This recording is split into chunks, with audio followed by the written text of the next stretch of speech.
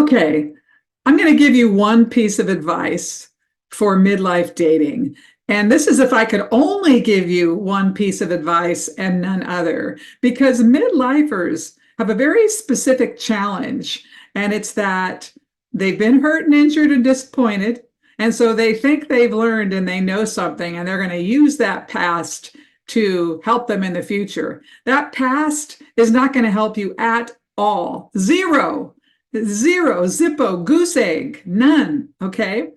But midlifers think that that experience is worth something. It's worth nothing. The only thing it's worth is if you learned why you picked the wrong person in the first place and you really learn why you chose. Okay. That's the only value that has for you. But midlifers continue to think they know what's best for themselves. And let's face it, if your picker is messed up, it's going to stay messed up, okay? Unless without some really diligent and focused work on correcting your picking mechanism.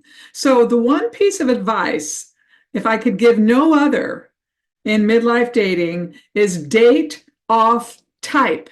Everybody thinks they have a type, a certain look, a certain whatever. All right, you can think whatever you want to think, but it's going to keep you single, because often the very type that we're attracted to is the one that's going to keep rejecting us, disappointing us, letting us down, not cultivating the kind of relationship we want to have. So when it comes to midlife dating, you have to stretch the comfort zone.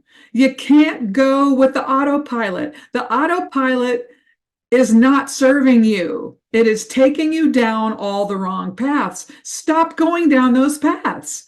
And I am having really out and out battles with some of my clients in a very diplomatic way because they're sabotaging themselves. They refuse to take the counsel even after we agree, because these patterns of why we pick and why we're attracted to what doesn't work are very entrenched. They're deep. They go deep, deep, deep into our psyche and our autopilot. And so if you don't go into dating midlife knowing that you're going to have to change, knowing that you're going to have to grow as a person, knowing that you're going to have to get over some of your own stuff, that it's probably erroneous and it's about your own insecurities and your own limited view of the world that's causing you to not be able to connect with the correct people.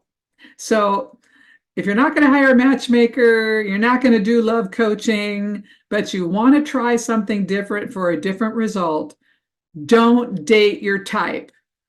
And what you want to date is for the values and interests, and date slow and steady and let that chemistry emerge from some other places inside of you. But if you keep judging someone for what they aren't, oh boy, enjoy singlehood.